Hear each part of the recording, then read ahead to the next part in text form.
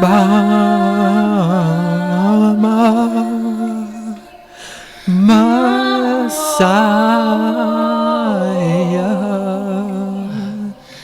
He is Hussein Obama, he is Lord and Savior, he puts his pants on 2 legs at a time.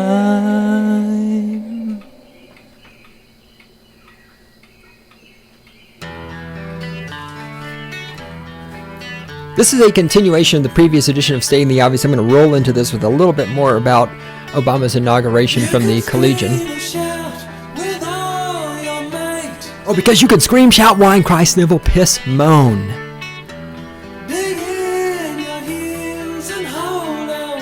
You can shove your opinion up your ass. That way Obama's cock has something to keep it company.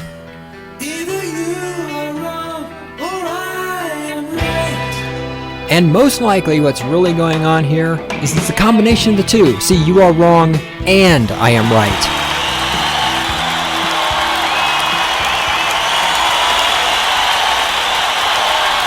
We are here today in the recording studios of the Cynical Libertarian Society to spread the word of anarcho-capitalism, to spread the word of freedom, of property rights, and of non-aggression. I am the Great One himself, and this is Stating the Obvious, the weapons platform from which I launch the nuclear-tipped cruise missile of my intellect that homes in and destroys stupid motherfuckers all around the world. I like that little after blast. And if people survive, and they usually don't, usually they cry, but if they survive, we mow them down with the M60 machine gun. Should upgrade to a 50 cal. That would be more useful. In the control room is the lovely and adorable Randy. She's over there monitoring things, keeping me on track. I am, of course, the Great One himself. Cynical Libertarian Society is on the internet at cynlibsoc.com. You can send us feedback. You can send us your love mail. You can send us your hate mail. You can send us naked pictures of yourself. You can send all that stuff to God. That's G-O-D, dog spelled backwards, God, at cynlibsoc.com. All right. In the previous edition, I went out talking about Obama's inauguration and some quotes that were mentioned here in the Collegian, which is the student newspaper of Colorado State University, which is what I'm currently making fun of, CSU and the Collegian. And I have a feeling that we're going to get into a actual third podcast in this series. Randy's not happy about that, but it doesn't matter. It doesn't matter if you're happy or not, okay? You need to just roll with punches, all right? There's this great quote here right at the top of the article that I neglected to read. This is great. Now remember, I went out in the last one, this Obama quote from the inauguration, quote, "Preserving our individual freedoms ultimately requires collective action," unquote. And I was talking about what the fuck kind of collective action can this motherfucker possibly be talking about? What does this mean, collective action? Well, here's another quote from the inaugural address that gives us an idea of what he's talking about. Quote, "We do not believe that in this country freedom is reserved for the lucky or happiness for the few. The commitments we make to each other through Medicare and Medicaid and Social Security. These things do not sap our initiative, they strengthen us. They do not make us a nation of takers, they free us to take risks that make this country great," unquote. Okay, the commitments we make to each other. Now, I have not, the Medicare, the Medicaid, the Social Security, all that money, all the money I've contributed to those things has been taken from me by force. At no point have I opted in to those things. At no point do I have the opportunity to opt out of those things. The quote-unquote commitments we make to each other, for a group of people, 2 or more people, to make commitments to each other, for those commitments to matter, those commitments have to be voluntary. When somebody comes to you and says, well, you're going to pay into Social Security whether you like it or not, and if you don't, we're going to come and we're going to take the things you own and sell them and use that money, and if you don't start paying into Social Security after that, we're going to come and we're going to put you in prison, and if you resist going to prison, then we're going to kill you. Okay, that is not a voluntary commitment. That is not a commitment that I or anybody else has made. Okay, in order for you to make a commitment to somebody else, you have to have an option of not making that commitment. There has to be an element of voluntarism in there. You have to be willing and wanting and desiring and freely of your own will enter into the commitment. Nobody has made a commitment to each other through Medicare and Medicaid and Social Security. People do these things because the government, the state, forces them to do these things. And this does not make us, this does make us a nation of takers. This nation is currently based entirely on taking. It's based on the redistribution of wealth. It's based on using the tax code and things like Medicare, Medicaid, Social Security to take money from people who are earning it and give it to people who are not earning it.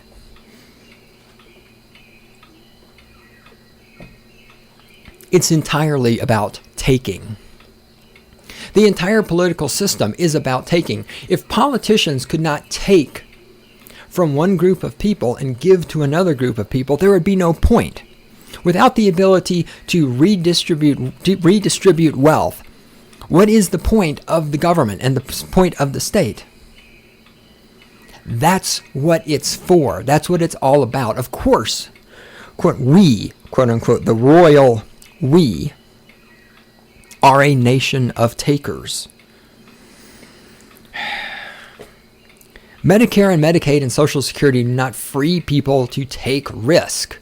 You're not free to take a risk. You're not free to start a business without a license from the government. You're not free to work for somebody else without having a 9-digit identification number issued to you by the government. You're not free to work for somebody else without paying taxes.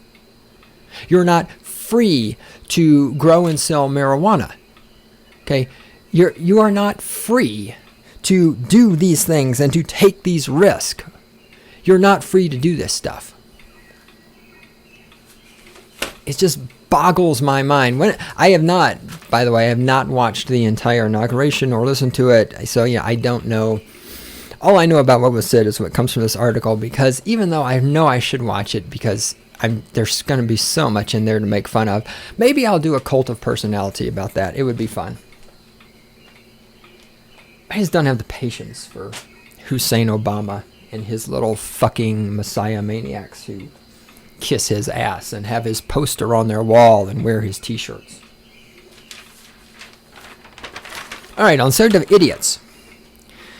Collegian, Opinion Tuesday. There is a chick. Her name is Tyanna Slobe, T-Y-A-N-N-A, Tyanna. I'm going to guess that's how that's pronounced. Now, in the previous edition, we talked about racism. We talked about how minorities are to the white elitists who run Colorado State University, how these minorities are simply tick marks, how they're tokens, how they are viewed as being different than, elitist white people, how they need different motivations and they need different encouragement and all this other stuff, and how essentially diversity is racism, racism is diversity, you can't have the one without the other. All right. Now this chick here, Slobe, is going to be a lot of fun for me this semester, I can tell already, because after this column, I have another column of hers that I'm going to read. And she's even getting the honor of I am going to read this entire column because it is that fucking stupid. This chick is so full of shit. It is absolutely mind-blowing. I read this and was just blown away by how stupid this bitch is. By the way, I did that already. Never mind. All right. We're off to a good start. Did I forget anything? Oh, today is still February the 4th, 2013. See, I got the date in. Yes. All right. Oh, all right, sorry. Almost the entire column. We're skipping the first couple of paragraphs. All right, here we go. This is good. An outsider's perspective on language. Now, as I read all of this, keep in mind, and don't worry, there's going to be plenty of comments in between here, but keep in mind, racism and diversity.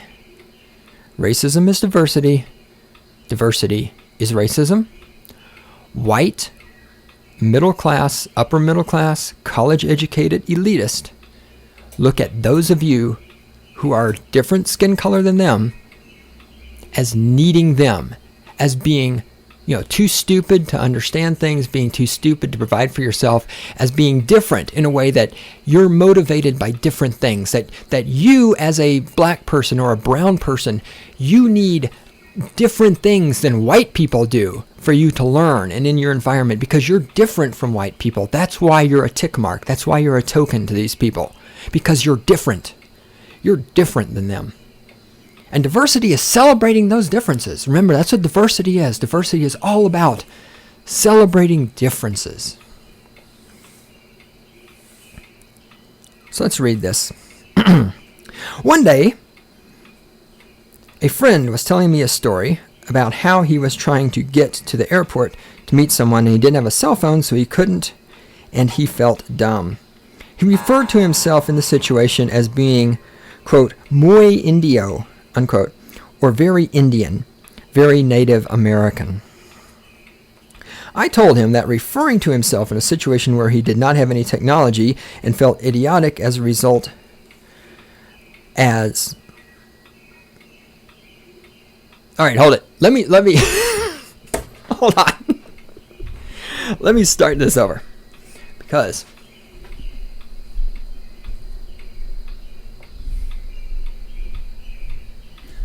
I am going to attempt, notice I said attempt, to improve my reading skills so they don't suck quite so much.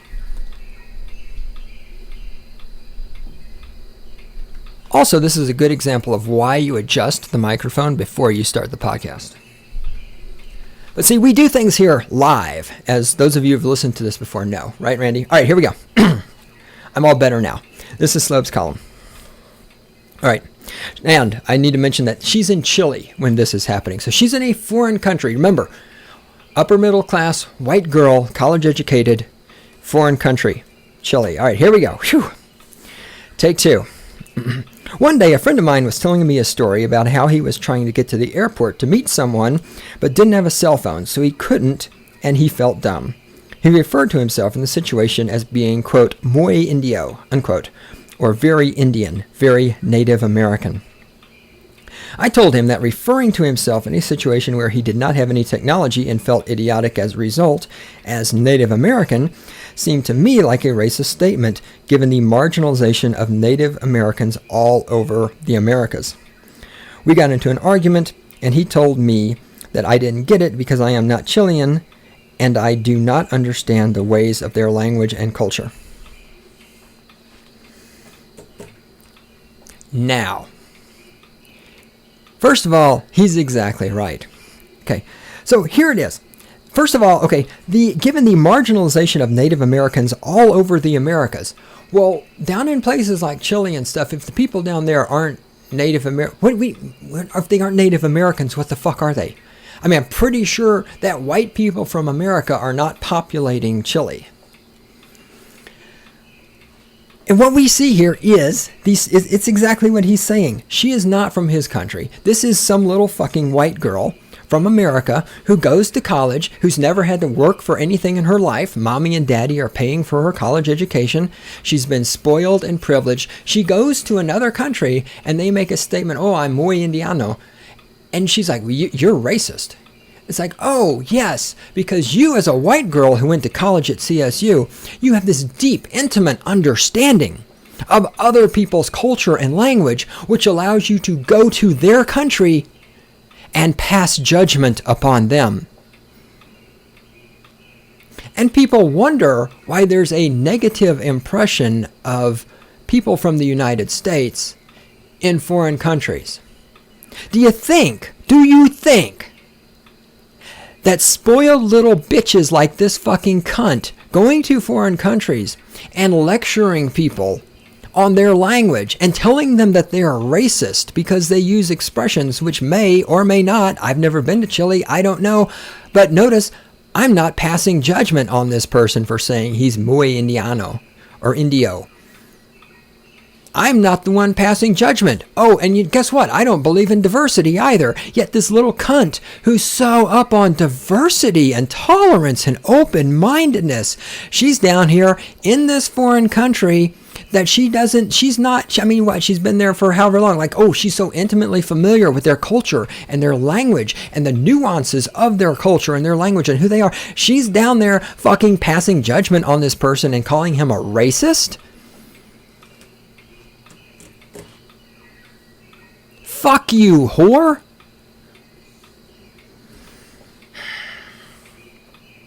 I'm going to come to your country and tell you how you should talk.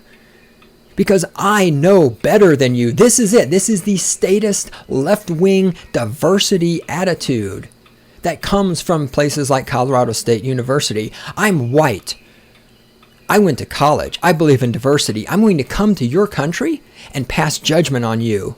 I'm going to call you a racist, and I'm going to tell you how you should talk, how you should think, how you should behave, because I'm better than you are. That's your fucking diversity. Back to the column. A few days later, I uploaded pictures to my Facebook from my friend's Pink Floyd cover band show. In one of the pictures, I was scantily dressed, dripping in sweat, my tongue was hanging out, and I was giving the rock and roll signal. Someone left a comment on the picture that read, quote, "white trash," unquote. Okay, let me interject here. The reason they left a comment calling that white trash is because that's pretty fucking much white trash. If you go to Wikipedia, I haven't actually tried this. If you're out there right now listening, try it. Go to Wikipedia, type in white trash, and see what kind of picture comes up. I bet it's going to be a picture pretty goddamn similar to that one. I'm from the South, where everybody's poor and everybody's racist, right? I think I know white trash when I see white trash. And I'm telling you, that description she just gave of herself, that's white trash. That's it right there.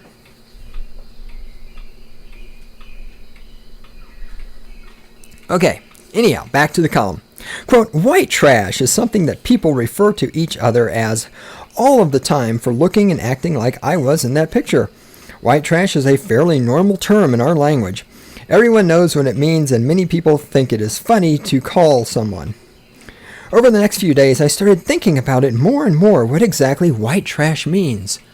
Wow, she's intellectualizing now. After she's gone to a foreign country and told other people how to use their language and what to think and called them racist, and then after she put a picture of herself on Facebook where she looks like a piece of white trash, now she's going to intellectualize and fucking contemplate her navel about white trash.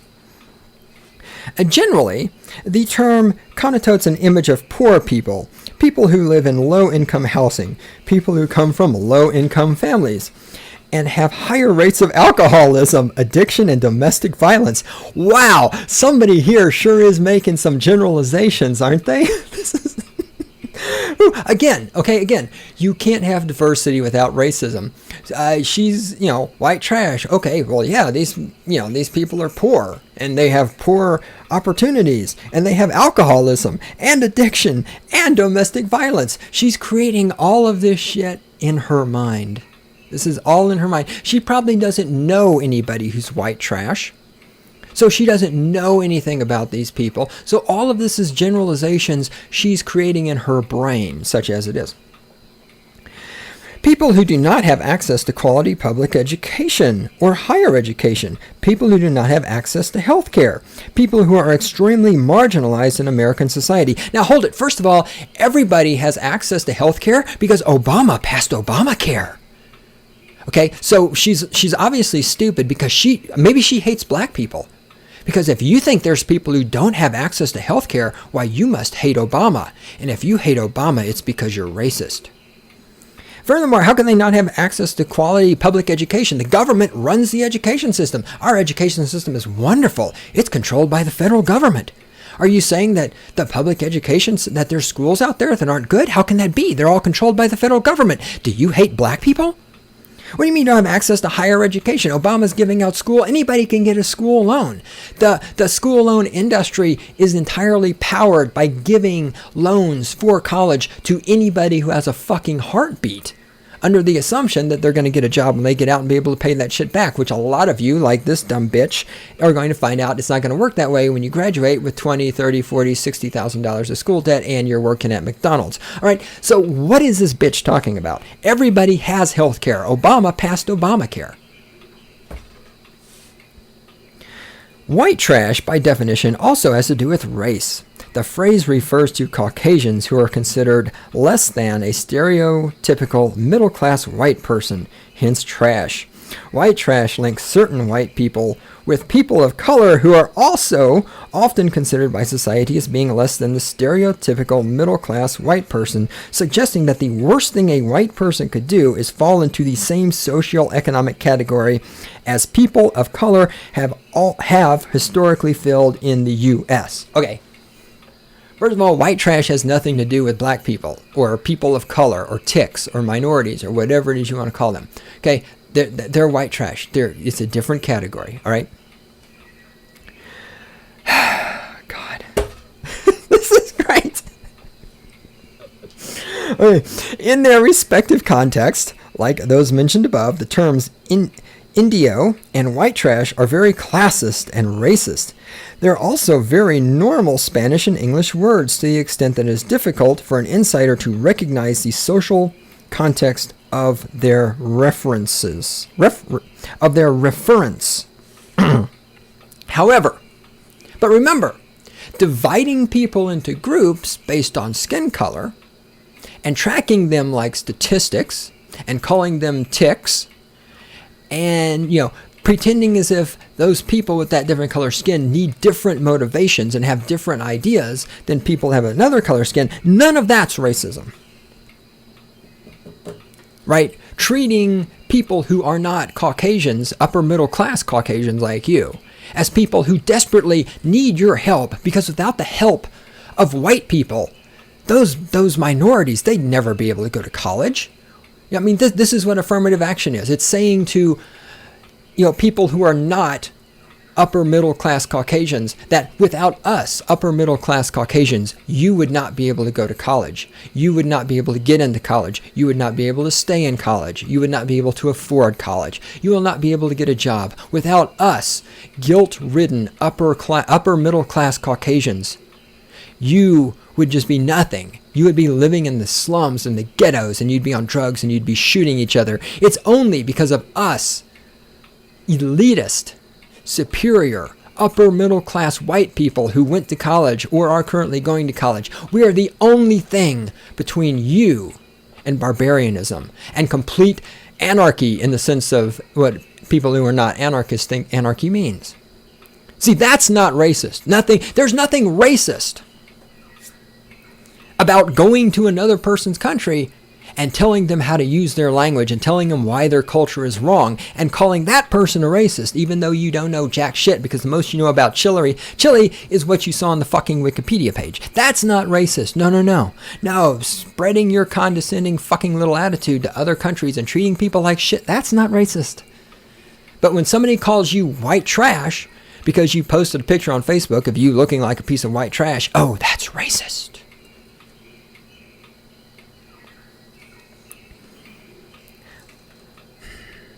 My friend wasn't right when he said that I do not know enough about Spanish and Chilean culture to understand why Indio in that context was a racist and classist comment. In fact, I understand exactly what it means. Why does she understand what it means? Because she's lived in Chile her entire life and is immersed in the culture and actually understands it? No. She understands because she's white. She's gone to college.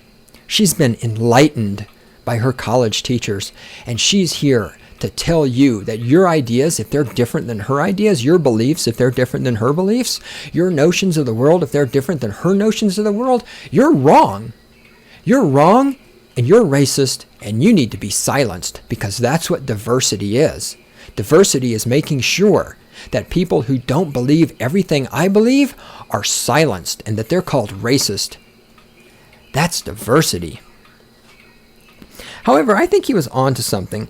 I am too much of an outsider to the language to have the sort of statement seem normal and However, I think that he was on to something. I am too much of an outsider to the language to have that sort of statement seem normal and inoffensive.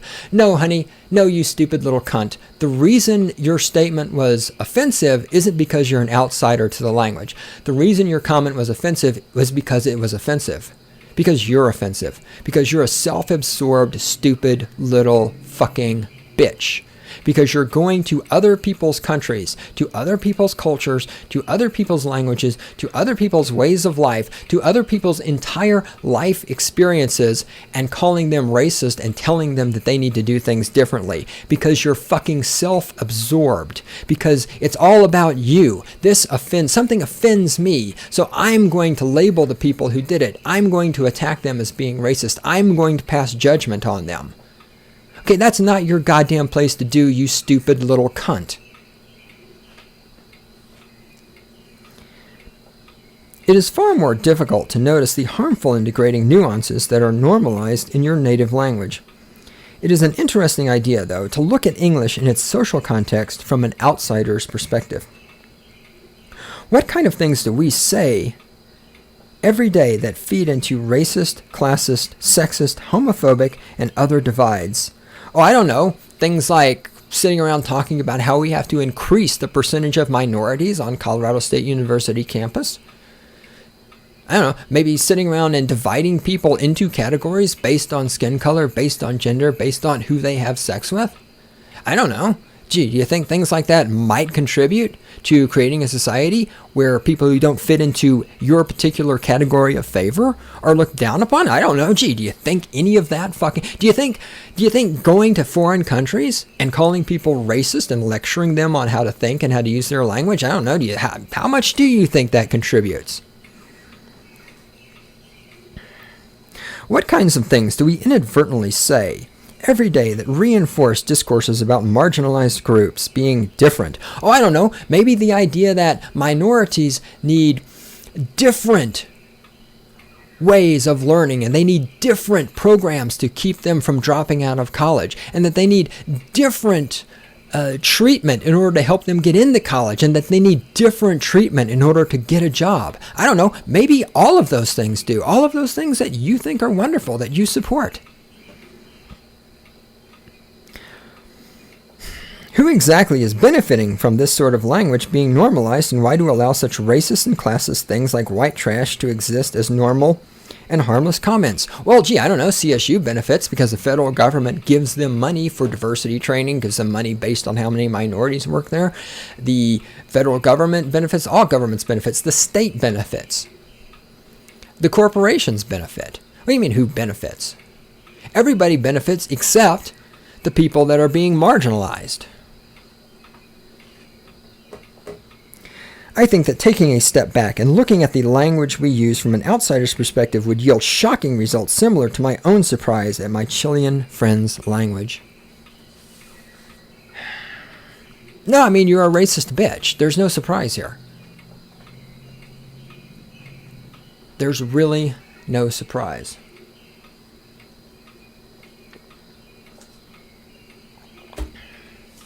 All right, what's next on this show? Stand by. I am looking out the window.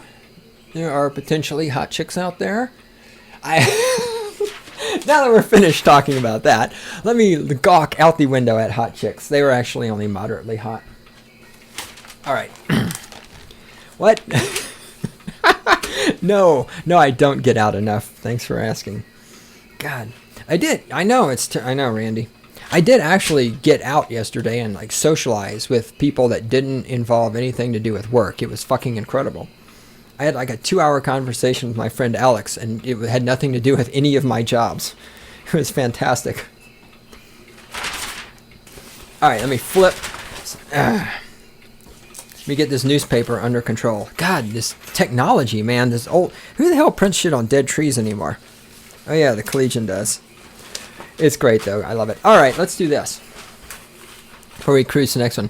CSU certificates are not real. So now, first of all, let me emphasize that colleges that issue a certificate as opposed to a diploma or whatever, right? Let me just be, honest about this and say I do have no fucking clue what a certificate is or what that means, and I don't give a shit. Here's what I know. And what I know is what's in the Collegian. And it's a college newspaper written by upper middle class white people who are going to college. So everything in this newspaper must be true. Because these are people who go to foreign countries and tell the people there that they're racist because of the language they use. So everything in this newspaper must be true. Okay, CSU certificates not real. State to university cannot issue them at undergraduate level, must rename programs. After years of campus departments and faculty issuing informal certificates, CSU recently received clarification from the Colorado Department of Higher Education about rules surrounding the use of the term certificate. Ian McGillivray, Assistant Deputy Director for Academic Affairs at CDME, wrote in a letter to the university officials that CSU's undergraduate campus does not have the authority to offer certificates. Only graduate schools, community colleges, and technical colleges can issue formal certificates.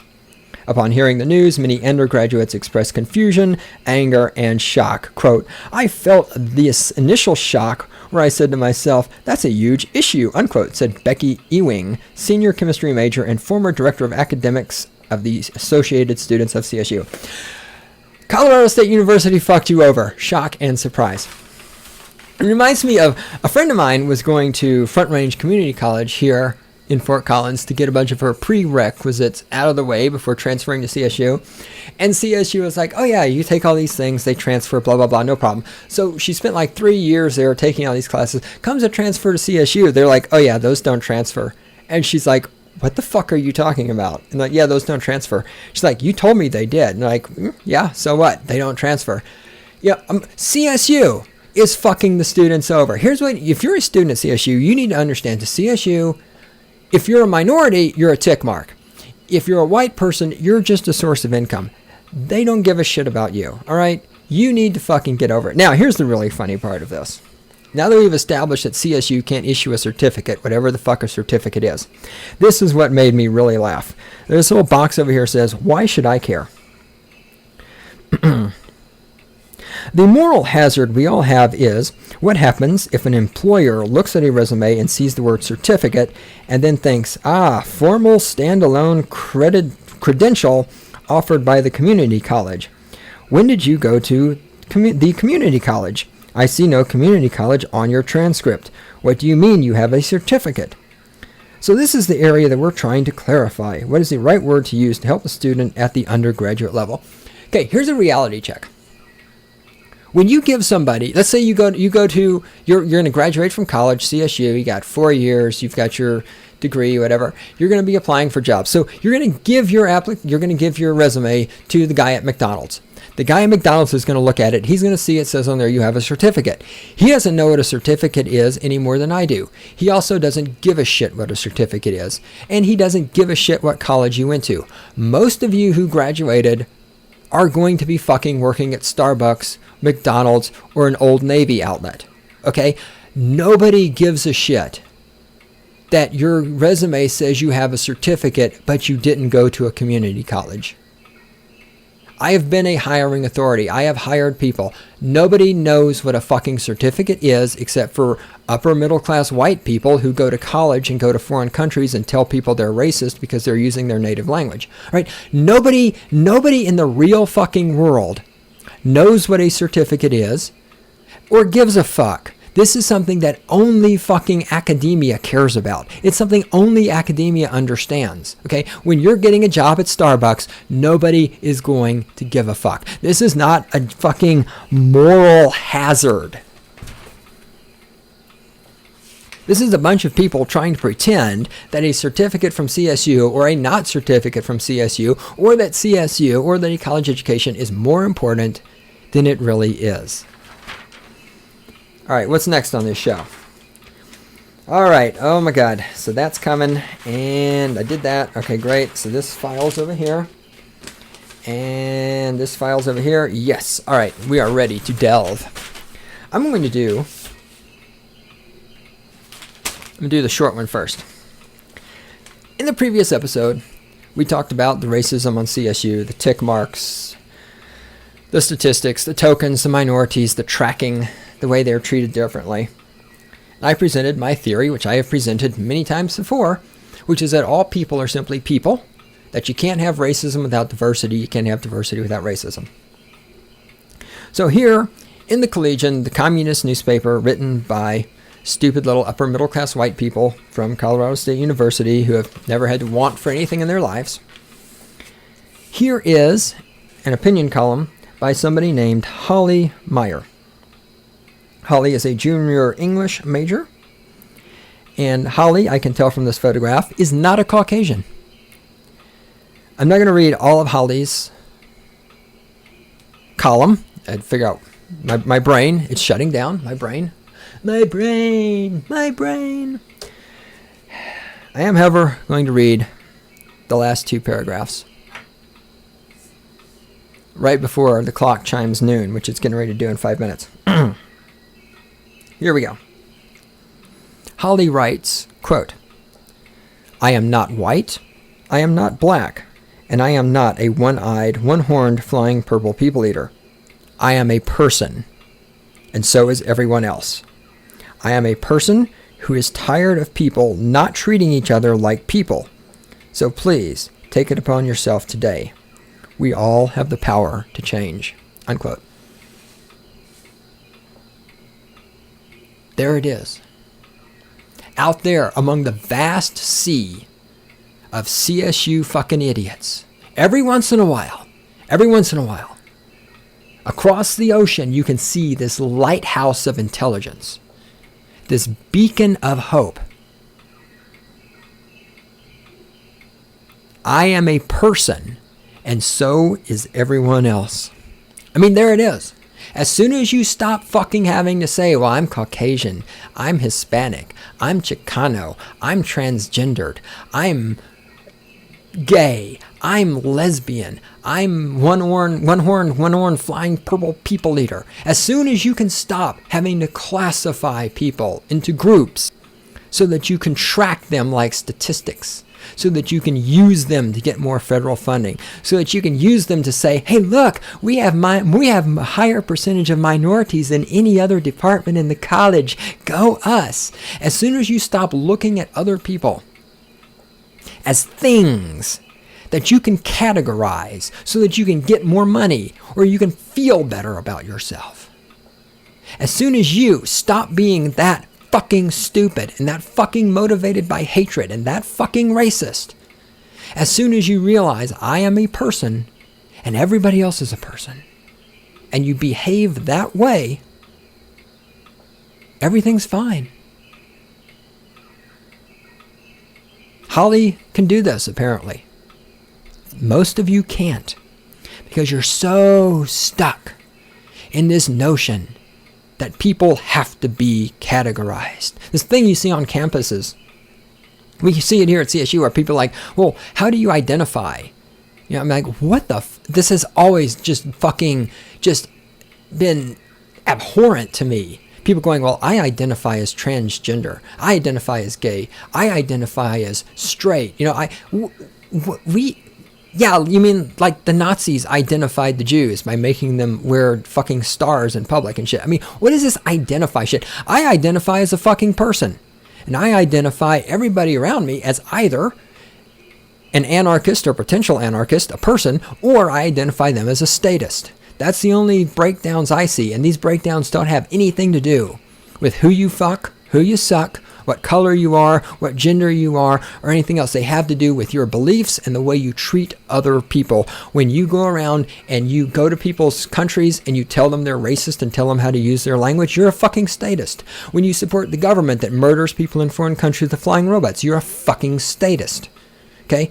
When you believe in the non-aggression principle and respect other people's property rights, you're an anarchist. It's that simple. It has nothing to do with what you look like, what gender you are, who you fuck. It has entirely to do with the way you behave towards other people. Except if you're a statist, you don't see people as people. You see them as rich people, or Caucasians, or poor people, or African Americans, or Chicanos, or ticks, or minorities, or statistics.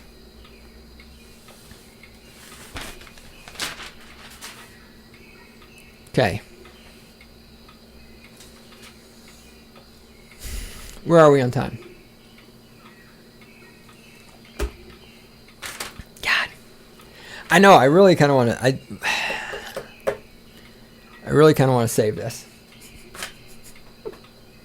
Should I do? No, I'm not ready for that one. All right, crap. You know what? Let's Randy, this will make you happy. Let's cut this one short. Let's end this episode right now. Then let's gear up and let's do the next one, because the next three things are all intimately related, and there's no way in hell I'm getting these in 10 minutes. So this will be a short episode. Randy, play the outgoing music. Let's do this. Boom.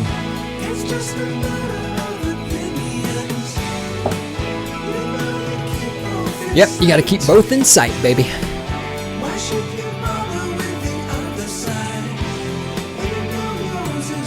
I'm always right. All right, tune back in. Next episode coming up.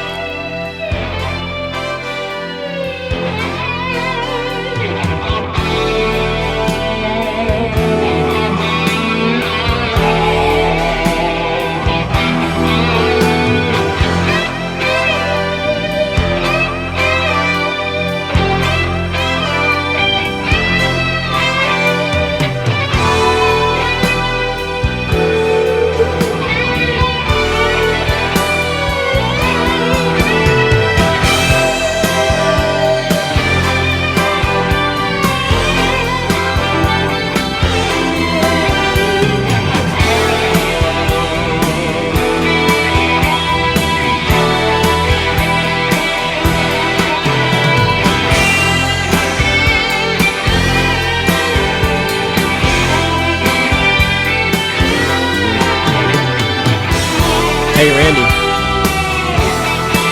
Are you ready to hate me? No, really, you're going to hate me.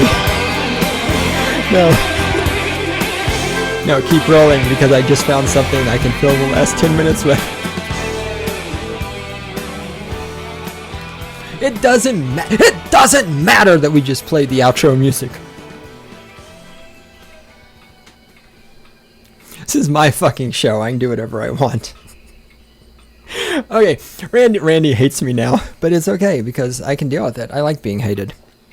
The more I'm hated, I always believe that you can judge a person not only by who his friends are, but also who his enemies are. Yes, I know, we love each other. Via LinkedIn, I got a link to this article the other day because we just finished talking about college and certificates and all this other stuff. I got this link to this article written by some guy who wrote a book about how great college is. And the gist of the article is how important it is to go to traditional college, because we can't supplant college with all the opportunities on the internet and home learning and all this other stuff, because there are things that college can offer. I want to read this because I think this is, well, pathetic. This is an excellent example of somebody who is, on one hand, completely oblivious to the realities of what happens when you go to college and what the college environment is and everything else, and also completely oblivious to the world that's changing, and also somebody who is essentially just stumping for the state and stumping for the status quo and is absolutely terrified of change because this person has no idea what to do with it. Let me just read this for you. Just look at the life of Michael Bloom. Oh, should I say, does it say in here who this guy is? Did I print that part out? Nope. All right. Anyway, just look at the life of Michael Bloomberg.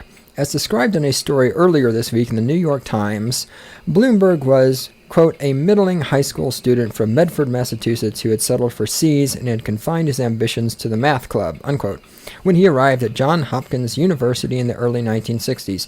By the time he left, quote, he was a social and political star, unquote, that set him on the path to eventually start the company that bears his name and made him a billionaire. Okay, first of all, remember, we're supposed to hate rich people. So we're supposed to look at this guy because he was a social and political star, and he's a billionaire. Well, aren't rich people what we're supposed to be hating? And when you go to college, you're taught to hate rich people because rich people don't pay their fair share. and they're destroying the environment, and they hate Obama because he's black, and they don't believe in tolerance and diversity and open-mindedness like you do. So that when you go to foreign countries and tell people they're racist for using their own language. Okay, in the Times article, Bloomberg, now the mayor of New York City, a person who is responsible for the death and the murder and the imprisonment of who knows how many people, a massive statist, a person who uses laws and regulations and police officers and military and court systems to kill people who do not obey the state. The mayor of New York City talked about his love for Hopkins in very personal terms. Quote, "I just thought I'd died and gone to heaven," unquote, he said. This week, Bloomberg donated $350 million to his alma mater, bringing the total amount of his donations to $1.1 billion. Bloomberg's story exemplifies the power of a residential college experience for 18-year-olds and what happens when an elite college like Hopkins takes a chance on an applicant. While I don't believe that the top colleges take chances on students like they once did because of their desire to constantly admit a better class, okay, I don't believe that colleges offer opportunities to people like they used to because they only want to let in a better class.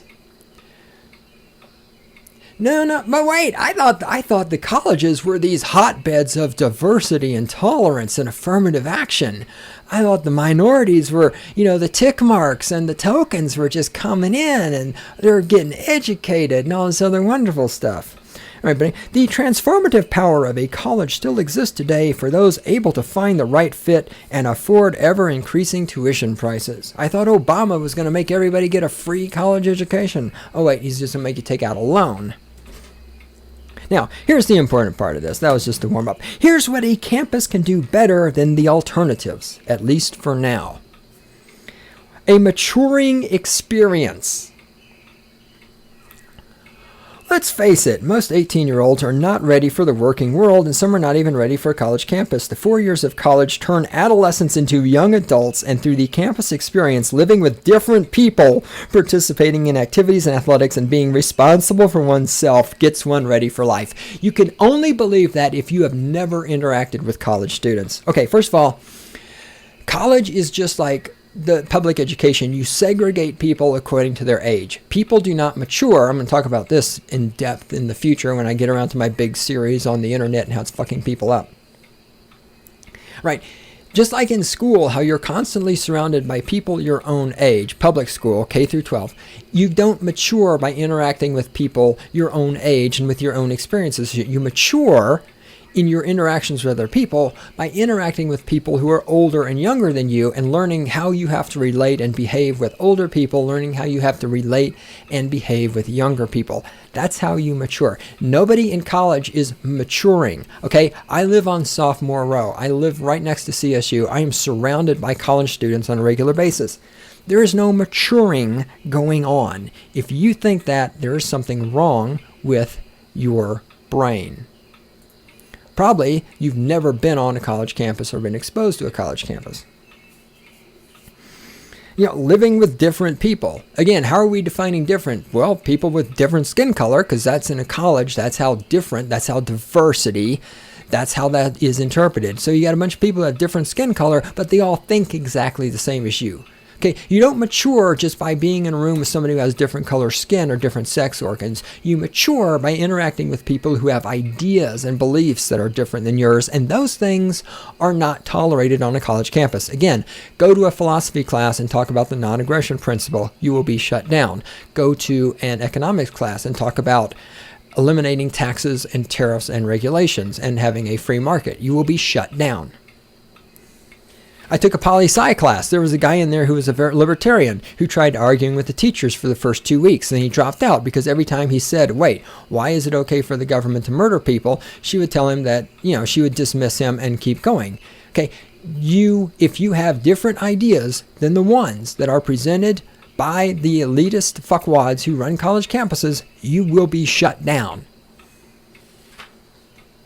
And then being responsible for oneself, good luck on that. Again, you don't know any college students. I do. All right, access to mentors. Most of us who went to residential colleges can name a professor or two or other advisors who played a role in shaping our life and perhaps still do to this day. While mentors exist in online classes, the face-to-face interactions on residential campuses are invaluable to the maturing process. Of course, to save money, many colleges are replacing full-time faculty with adjuncts who don't have the same time to make those personal connections. Okay, first of all, if your mentor is a fucking tax eater who works on a college campus, basically leeching off of stupid 18-year-olds who take out college loans and leeching off the taxpayers, that's a pretty fucking poor choice for a mentor. If you want a mentor, why don't you go out into the real world, find somebody who's actually successful at creating value for other people and can make money that way, or can survive that way. Because I don't necessarily make money. Because for example, somebody who is a Buddhist monk, and there are some Buddhists around here in Fort Collins. I know something, right? You can be, and I mean like the monk types. They live. There's like I don't want to say it's a monastery, but it's like a Buddhist center or something. It's like there are people here in Fort Collins that's what they do. And they're not rich, but the thing is, they create value for other people through what they do. What they do is being a Buddhist. What they do is teach Buddhist teachings. What they do is they lead meditations. What they do is they talk with people about, theology and whatever they talk about. I'm not being dismissive. I'm being serious. Okay, they create value for other people by being a Buddhist monk. They're not rich, as in wealthy. They don't have a lot of money in the bank account, but they are creating value for other people, and they sustain themselves by doing that. That's just as valid and important as, Bill Gates, who creates value by computer software. Okay, people who work on college campuses, the teachers, the professors, the dickheads on college campus, the elitists who are telling you that it's okay for you to go to foreign countries and pass judgment on other people and call them racist because of the things they say, those people are not creating value. I know you think they are, but if they're creating so much value, then why do the colleges need so much tax money to survive? Okay, anybody who survives on tax money, anybody who survives by having the state take money away from other people by force and then give it to them, anybody who survives as a tax eater is pretty much by definition not creating value for other people. Because if you create value for other people, people will give you things of value. In return, you will not need tax subsidies in order to survive. So if you're getting your mentor from a college campus, then you have made a bad choice for a mentor. Next, we have experiential learning. We know from research that students learn more and retain more when they apply what they hear in the classroom through experiences in real life. Not all colleges provide easy access to these experiences, but for those that do, students have the ability to volunteer in the community, work along scholars, and to do research and study abroad. Oh, you can work in the community. You can do all of those things at a real job. By the way, when this thing mentions that 18-year-olds are not mature enough for real life, much less college campuses, because this ties in with that. Why are 18-year-olds not mature? I mean, they've had 12 years of public education. Why are they not mature enough to go out and get a job? Why should you pay $30,000 to go to a college and work alongside scholars and do research, when if your fucking 12 years of public education actually did anything useful, you could come out of high school and go get a job working with scholars doing research and actually get paid to do that instead of paying to do it. I mean, all of this is an admission of what a pathetic fucking failure the public school system is. And then there's networking. We don't just remember the professors from college who had an impact on our lives, but the friends who were there with us during those formative years. Those networks shape lives in so many ways, from romantic relationships to jobs to new companies. Mark Zuckerberg might have dropped out of Harvard, but if you saw The Social Network, you might recall that Facebook would have never been if it had not been for Harvard residential experience while he was there. Ah, yes, because The Social Network is a documentary. Yeah, but if the only place you can make friends is on a college campus, then maybe you just need to get a fucking life. I mean, again, get a job, get some hobbies, get some interest, go out in public, talk to people. When you're talking to other people and they say something you don't agree with, don't immediately label them as racist because they have opinions that are different than yours, especially if you're in a foreign country. Try having a fucking open mind. Don't be so goddamn judgmental the way you were taught to be judgmental in college by elitist white people. Okay? It's not that fucking hard to meet people and network. And hey, what about social networking? LinkedIn, Facebook, Twitter. I've met more people because of Twitter than I have because of pretty much anything else in any other one place. That and meetup.com. I mean, there's this whole new world out there that does not involve paying $30,000 to go to a fucking college campus. I was hanging out with the friend I was hanging out with just yesterday. She still goes to CSU, and she was talking about how the classrooms are shitty. I'm like, yeah, they were shitty when I was there. There are no windows, and the heating sucks, and the cooling sucks, and people are all sick right now because it's winter, and you're packing. I mean, there are places in the world where you can interact with and network with other human beings that are not shitty-ass college campuses that have crappy ventilation and where everybody gives each other diseases. I mean, fuck. Of course, this campus experience shouldn't just be reserved for the children of Michael Bloomberg, but the fact of the matter is that the country's 200 colleges that are the most difficult to get into, only 15% of entering students in 2010 came from families with incomes under $65,000. Nearly 70% came from families with incomes above $108,000. At this rate, we're on the road to creating a two-tiered higher education system that will ensure we don't help foster the next generation of students like Michael Bloomberg. First of all, Michael Bloomberg is a statist. He is the mayor of New York. He is directly responsible for the murder of countless people. We don't want more people like Michael Bloomberg. Michael Bloomberg is a fucking piece of shit. Second of all, of course colleges are creating a two-tiered system.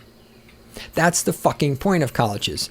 That's why they're run by elitist white people, is to create other elitist white people, and the few tick marks, the few tokens, the few minorities that get through there are indoctrinated to be just like the elitist white people, because the elitist white people who run colleges will not tolerate opinions that are different than their own. I have said this before, other people have said this before. What we are going towards in the education system in the United States right now, if things don't change, we are going to end up with a two-tiered system where the rich people go to schools where there are real people teaching them, and all the poor people are going to be learning on computers.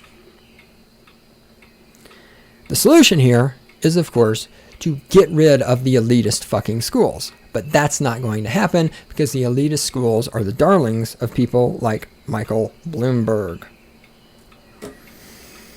As for the colleges admitting only people who are rich, only people who come from families with incomes above $108,000, well, where's your fucking tolerance? Where's your diversity? Where's your affirmative action? Don't you need some tick marks in order to keep getting your federal funding? I mean, what the fuck is up with that? If you people on college campuses are so goddamn enlightened, well, then why aren't you letting some poor people in? Oh, that's right, because you're a bunch of goddamn racist, stuck-up motherfucking shitheads. Because you're the kind of people who go to foreign countries and call other people racist for using their own fucking language because you believe you know more about their culture and language than they do. Not rocket science, okay? The college experience is not worth what you're paying for it. It's not that important, and as time goes by, it's going to become less and less and less important. And all this is some fucking old guy who somehow is getting paid off by a college somewhere trying to keep the college experience alive and keep this as an important aspect of our society and something everybody has to do so that everybody goes to college and everybody takes out those loans and the banking corporations make a shit ton of money.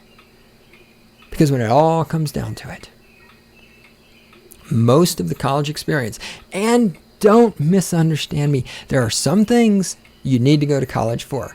Engineers should go to college, okay? Doctors should go to college. Nurses should go to college. There are some professions in the world where you should go to college. But the idea that everybody needs a college education is nonsense, okay? There are lots of people in the world who are able to create value for other people without going into debt for $20, $30, $40, $50, $60,000 to the banking corporations. The college experience is all about the banking corporations making money. That and teaching you to be a fucking elitist, statist piece of shit who passes judgment on other people.